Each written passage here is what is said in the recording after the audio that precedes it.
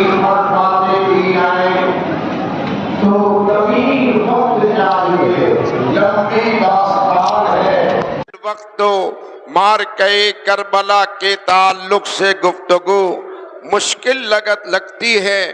پہلے گزشتہ سالوں میں قسط وار آپ نے اصحاب بدر، شہدائے بدر، اسلام کے غازی، نبی کے جانثار، اصحاب مصطفیٰ کی قربانیاں اور اسلام اور کفر کے مقابلے جو مارکہ آرائی عمل میں آئی ہے، قسط وار آپ حضرات نے داستان سنی ہے۔ الحمدللہ یہ پاکیزہ تاریخ میں اس تقریب کا انعقاد کر کے ہم سب نے، مصلی حضرات نے، انتظامیہ احباب نے، جو مہمان آئے، ان سب نے یہ ثابت کر دیا ہے کہ بے شک ہم اہل بیت مصطفیٰ، اصحاب نبی، نبی کے جانثار، اہل اسلام، مردان حق اور میدان بدر کے تمام اصحاب کو اپنے سر کا تاج مانتے ہیں، ان کی عظمتوں کا چراغ اپنے سینوں میں روشن رکھتے ہیں، ان سے محبت کرتے ہیں، عقیدت رکھتے ہیں اور رب کی بارگاہ میں یہ دعا کرتے ہیں، مولا اصحاب بدر کے صدقے، غزوہ بدر کے صدقے، میدان بدر میں شہادت کا جام پینے والوں کے صدقے آج مسلمانان ہند کی عزت و آبرو کی تو حفاظت فرما لے۔ عالم اسلام میں مسلمانوں کو جس طرح ستایا جا رہا ہے، تباہ کیا جا رہا ہے، برباد کیا جا رہا ہے، ان کی طاقت، ان کی قوت، ان کی ہمت، ان کی شرافت، ان کی بلندی کو پارا پارا کرنے کی کفار و مشرکین جو سازشیں رچ رہے ہیں، مولا اصحاب بدر کے صدقے کفار و مشرکین کی جمعیت کو پارا پارا فرما دے، منتشر فرما دے، سب کو ہلاک فرما دے، ان کی سازشوں کو ناکام بنا دے، اسلام میں مسلمانوں کی عزت و آبرو کو بلند و بالا فرما دے، ہندوستان کے مسلمانوں کی عزت و آبرو کی تو حفاظت فرما لے۔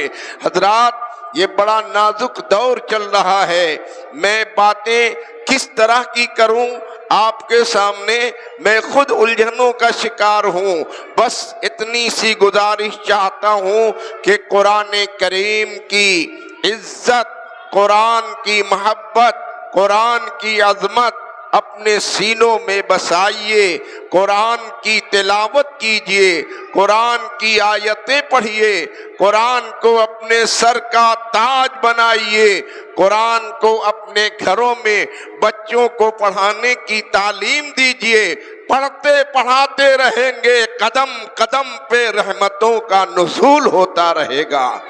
خدا کی حمد کریں اور ذکر مصطفیٰ کر لیں، تبھی زبان سے اظہار مدعا کر لیں، خوشی کا دور ہے، خالق سے التجا کر لیں کہ سرور و کیف کی محفل میں روشنی ہو جائے، بہار آئے، شگفتہ ہر ایک کلی ہو جائے۔ حضرات الجامعۃ الحمیدیہ جو آپ کا یہ محبوب ادارہ اس خانقاہ میں چلتا ہے، اسی جامعہ کی دین ہے کہ آج کرم گستر برادر طریقت جناب الحاج محمد ہارون مرحوم وحیدی کے نور نظر اور ان کے صاحبزادے جناب غلام یاسین وحیدی کے چشم بصر، ان کے لخت جگر جناب حافظ عارف جمال سلمہ نے قرآن کریم اس مسجد بیت الرشید میں سنایا ہے، ہر دن 2 پارہ سنایا، بہت اچھے انداز سے سنایا، انہوں نے محنت سے قرآن سنایا، ختم قرآن کیا۔ سننے والوں کی حاضری کو بھی اللہ قبول فرمائے اور ان کی محنت سے قرآن پڑھنے سنانے کو بھی مولا کریم قبول فرمائے۔ اس گھرانے کو سلامت رکھے۔ حاجی محمد ہارون وحیدی مرحوم کی اللہ مغفرت فرمائے، ان کے فرزندان، ان کے پسران جناب حاجی نصیر الدین، حاجی محمد فاروق، ڈاکٹر محمد رفیق، جناب غلام یاسین، ان سب کو، ان کے نونہالوں کو، ان کے بچوں کو، پورے گھر والوں کو، عزیز و اقارب کو، مسجد میں انتظامیہ حضرات کو، اہل محلہ کے نوجوانوں کو، مسجد میں آنے والے، نماز پڑھنے والے مصلی حضرات کو اللہ تعالیٰ سب کو سلامت رکھے، بلندی عطا فرمائے، ترقی عطا فرمائے، الجھنیں ان کی کافور فرمائے۔ ماہ رمضان کے صدقے میں اللہ تعالی ہم جملہ حاضرین کو شاد و آباد فرمائے، ہمارے اعمال کو قبول فرمائے، ہمارے روزوں کو قبول فرمائے۔ نماز تراویح جن لوگوں نے اب تک پڑھی اور پورا رمضان پڑھتے رہیں گے، پروردگار اپنے حبیب کے صدقے ہمارے ایک ایک سجدوں کو قبولیت کا شرف عطا فرمائے۔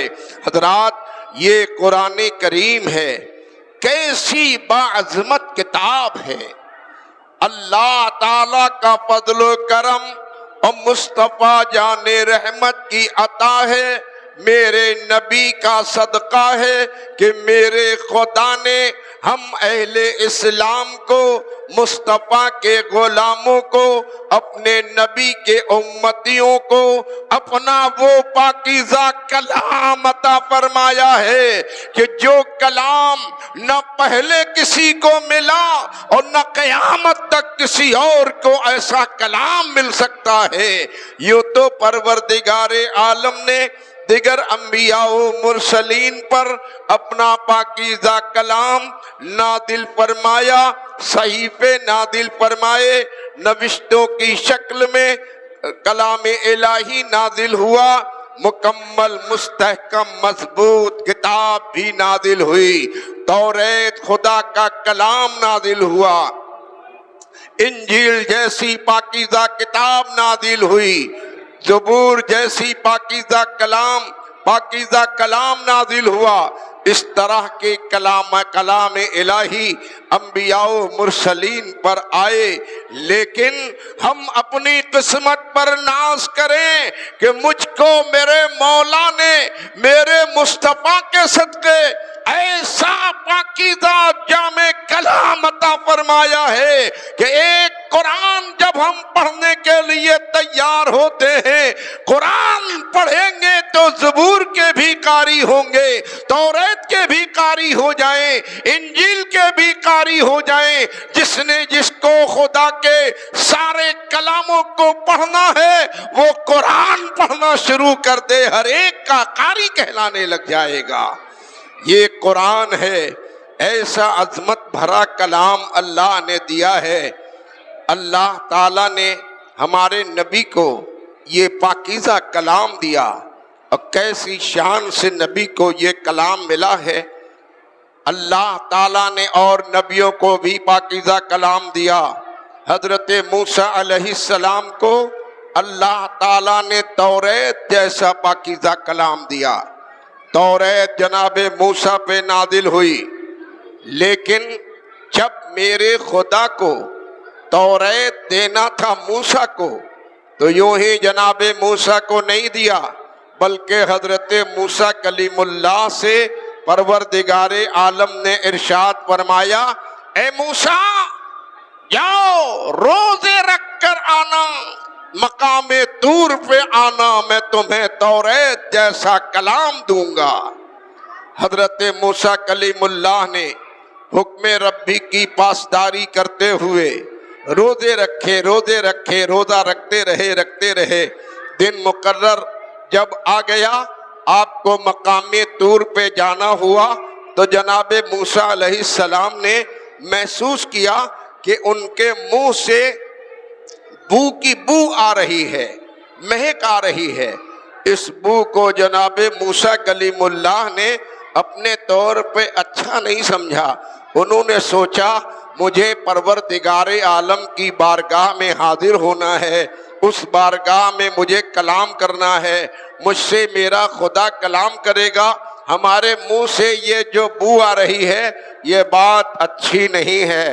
بس آپ نے کوشش کیا اور اس کو دھو دھا کر بہت صاف کیا، آنے والی بو کو انہوں نے اپنے طور پہ دور کیا، اور دور کرنے کے بعد جب مقام طور پہ پہنچے تو پروردگار عالم نے جناب موسیٰ کلیم اللہ سے یہ سب سے پہلے سوال کیا، اے موسیٰ، یہ روزہ رکھنے کی وجہ سے خلوع معدہ کی بنیاد پر جو تمہارے منہ سے بو آ رہی تھی وہ تم نے کیا کیا؟ حضرت موسیٰ کلیم اللہ حیران ہو گئے۔ آپ نے عرض کیا، مولا میں نے اسے اچھا نہیں سمجھا، تیری بارگاہ میں کلام کرنا تھا، اس لیے میں نے اس بو کو دور کر دیا۔ غور کیجئے گا، ہمارے آپ میں بھی بہت زیادہ اس طرح کی بدعملی ہوتی ہے۔ بہت سے نوجوان روزہ رہتے ہیں، دن دن بھر وہ سنگنی منہ میں دبائے رہتے ہیں، گل کرتے رہتے ہیں، پیسٹ کرتے ہیں۔ لوگ سوچتے ہیں یہ بو منہ سے نہیں آنا چاہیے، سنگنی لگاؤ گے، گل کرو گے، پیش کرو گے، روزہ خراب ہوگا، اس کے علاوہ کچھ نہیں حاصل ہوگا۔ حالت روزہ میں کوئی پیش، کوئی سنگنی، کوئی گل، کسی بھی چیز کو منہ میں رکھا نہیں جا سکتا ہے، صرف مسواک کی اجازت ہے۔ مسواک اگر حالت روزہ میں بھی کریں گے تو ثواب الگ سے ملے گا۔ روزے منہ سے آنے والی بو لوگوں کو ناپسند ہوتی ہے۔ کچھ ایسے ہوتے ہیں منہ میں لعاب جٹائے رہتے ہیں، جگہ جگہ پچر پچر تھوکتے رہتے ہیں، یہ بھی غلط ہے، معیوب حرکت ہے۔ بار بار تھوکنا بھی نہیں چاہیے۔ یہ حلق میں منہ میں خود سے پیدا ہونے والی تری جو حلق میں جاتی رہے گی، یہ غیبی انتظام ہے، آپ کا روزہ کوئی خراب نہیں ہوگا۔ منہ میں تھوک کو اکٹھا کر کے بار بار تھوکنے کی عادتوں سے بھی بچیے، یہ معیوب حرکت ہے، تھوکنا نہیں چاہیے۔ اور منہ میں تھوک اکٹھا کر کے گھونٹنا بھی نہیں چاہیے۔ اپنی حالت پہ رہے، جتنی تری ضرورت کے مطابق ہوگی وہ غیب سے تری بنتی جائے گی، حلق میں جاتی رہے گی۔ بہرحال یہ چیزیں بڑی ضروری ہیں۔ بہت سے نوجوان غفلتوں کا شکار ہیں، اپنے روزوں کو خراب مت کیجیے۔ سنگنی کا استعمال، گل کا استعمال، منجن، پیسٹ وغیرہ کا استعمال حالت روزہ میں ہرگز نہ کیا جائے۔ عرض کر رہا تھا جناب موسیٰ کلیم اللہ نے منہ کی صفائی کر کے رب کی بارگاہ میں حاضری دیا تو رب قدیر نے جناب موسیٰ سے پوچھا، سب سے پہلے سوال کیا، اے موسیٰ، جو تمہارے منہ سے بو آ رہی تھی وہ کیا ہوئی؟ عرض کیا، مولا میں نے اچھا نہیں سمجھا، تیری بارگاہ میں کلام کرنا تھا، اس لیے میں نے اس بو کو دور کر دیا۔ کہ رب کی رحمت نے آگے بڑھ کر جواب دیا، اے موسیٰ، جو تمہارے منہ سے بو آ رہی تھی وہ تو مجھے مشک سے زیادہ پسند تھی، تم نے دور کیوں کر دیا؟ جاؤ 10 روزے پھر رکھ کر آؤ، پھر تمہیں توریت ملے گی۔ منہ سے آنے والی بو لوگ معیوب سمجھتے ہیں، لیکن میرے نبی فرماتے ہیں کہ اللہ تعالیٰ کو روزے داروں کے منہ سے آنے والی بو مشک سے زیادہ پسند ہے۔ جناب موسیٰ علیہ السلام کو لوٹا دیا گیا، توریت نہیں ملی۔ جاؤ 10 روزے پھر رکھ کر آنا تو توریت ملے گی۔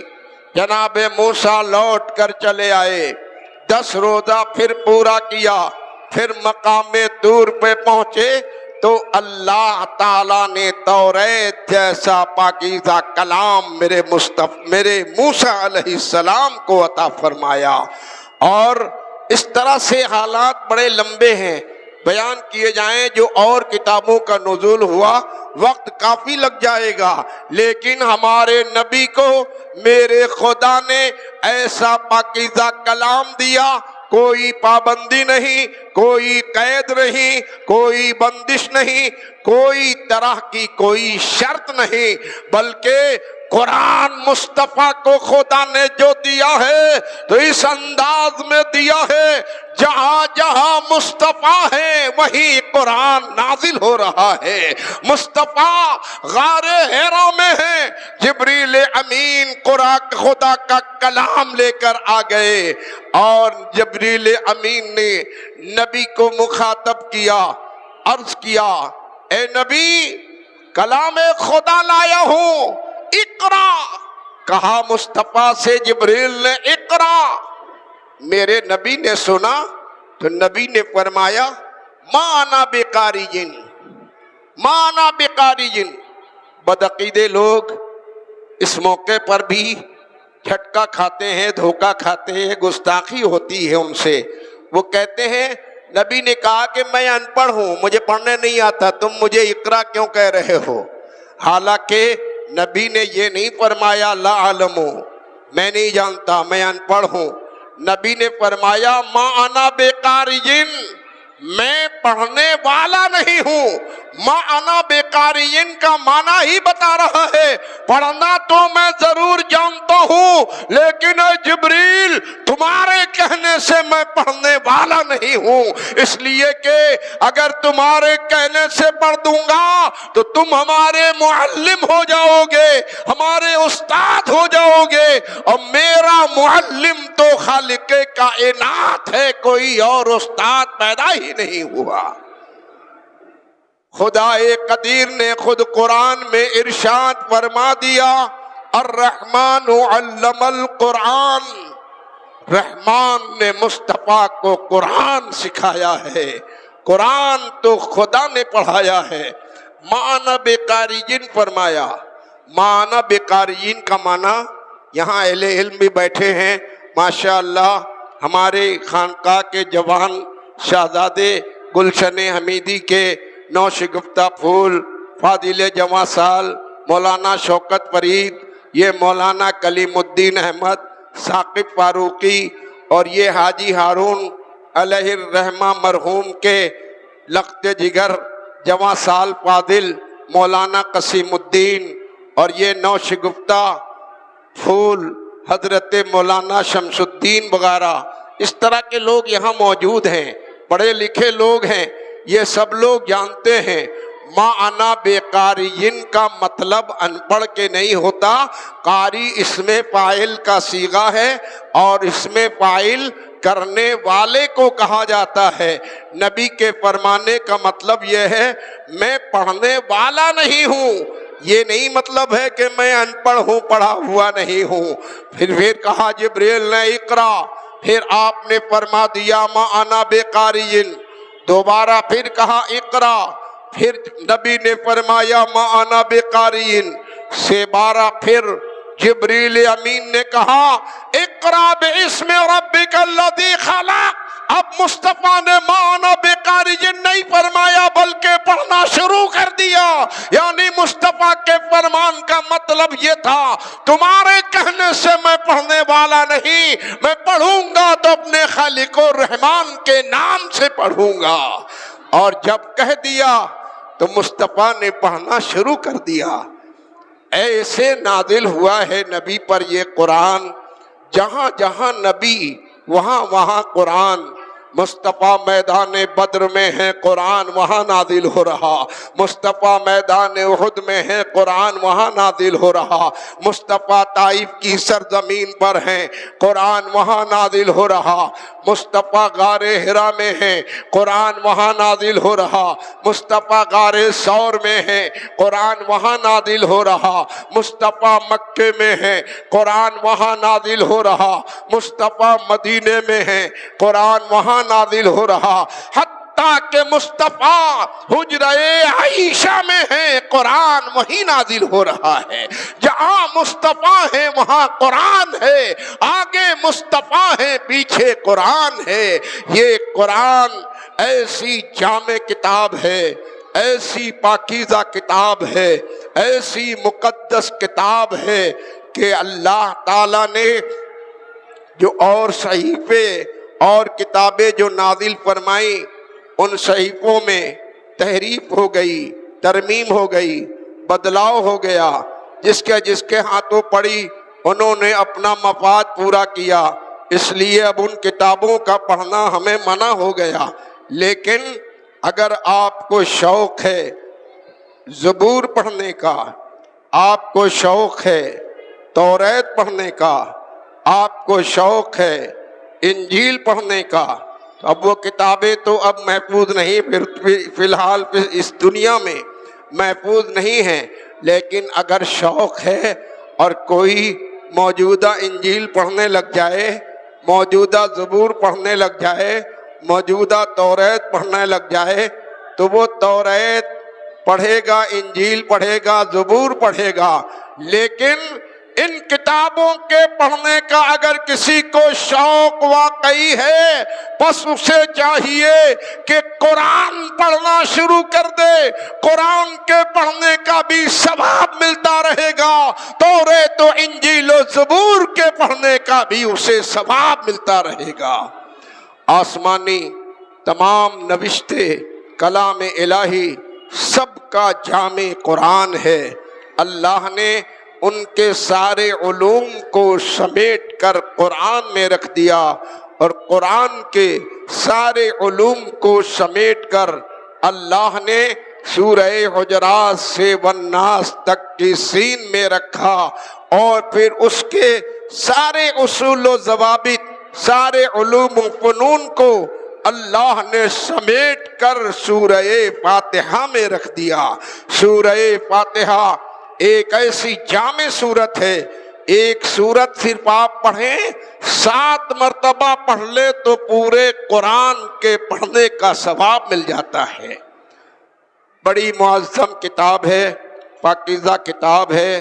اللہ تعالی ہمیں آپ کو سب کو اس کی تعظیم توقیر کرنے کا، اس کی حفاظت کرنے کی توفیق عطا فرمائے، شوق پیدا فرمائے. ہم لوگ اپنے گھروں میں قرآن پڑھیں، قرآن پڑھائیں، بچوں کو قرآن پڑھنے کی ترغیب دلائیں، حافظ قرآن بنائیں. الحمدللہ الجامعۃ الحمیدیہ شکر تالاب یہ آپ کا وہ ادارہ ہے جس کی خدمت، جس کی تعلیم و تربیت آپ سب کی نگاہوں کے سامنے ہے. آج الحمدللہ اس محلہ شکر تالاب میں جلالی پورہ سے نکھی گھاٹ تک میں 50 حفاظ پیدا ہو گئے. یہ الجامعۃ الحمیدیہ کی دین ہے، اور کئی علماء بھی فارغ ہو کر عالم دین بن کر چمک رہے ہیں. اللہ تعالیٰ اس جامعہ کو قائم و دائم رکھے. جامعہ میں پڑھنے والے طلباء کو اللہ تعالیٰ کامیاب و کامران فرمائے. حافظ محمد عارف جمال کو اللہ کامیاب و کامران فرمائے. ہم سب کو قرآن کریم پڑھنے، اس کی تعظیم کرنے، توقیر کرنے، ادب و احترام کرنے کی اللہ توفیق رفیق عطا فرمائے. کھڑے ہو جائیے، صلاۃ و سلام کا نذرانہ پیش کر لیا جائے. السلام علیکم. کون پڑھے گا؟ اچھا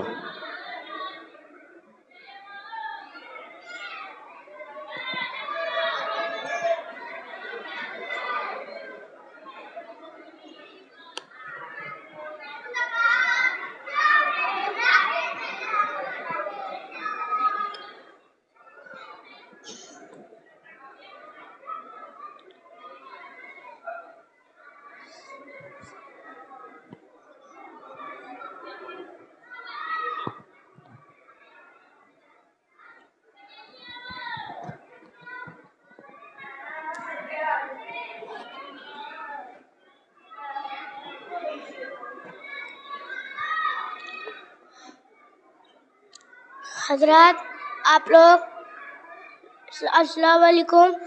آپ لوگ نعت سننے سے پہلے درود شریف پڑھ لیے. اللہم صلی علی سیدنا شفیعنا حبیبنا محمد نبی وسلم صلی اللہ تعالی وسلم. چلیے اب نعت پیش کرا جائے. طوفان میں سرکار کا جب نام لیا ہے، جب نام لیا ہے، جب نام لیا ہے. طوفان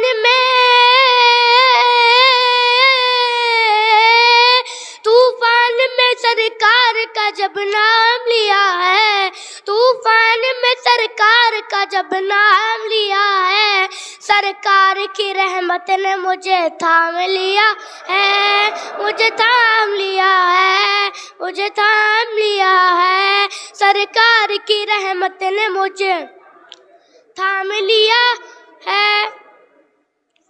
کوثر کی مہک آنے لگی ان کے دہن سے، ان کے دہن سے، ان کے دہن سے. کوثر کی مہک کوثر کی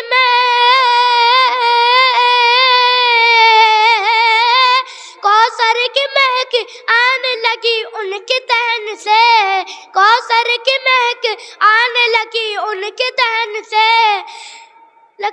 حاجی نے جو زمزم سے بھرا جام لیا ہے، حاجی نے جو زمزم سے بھرا جام لیا ہے. تلوار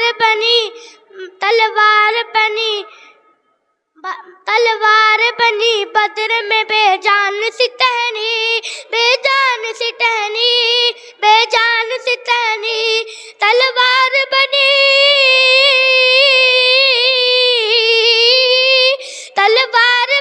بدر میں بے جان سی ٹہنی، تلوار بنی بدر میں بے جان سی ٹہنی. لکڑی سے صحابہ نے عجب کام لیا ہے، لکڑی سے صحابہ نے عجب کام لیا ہے.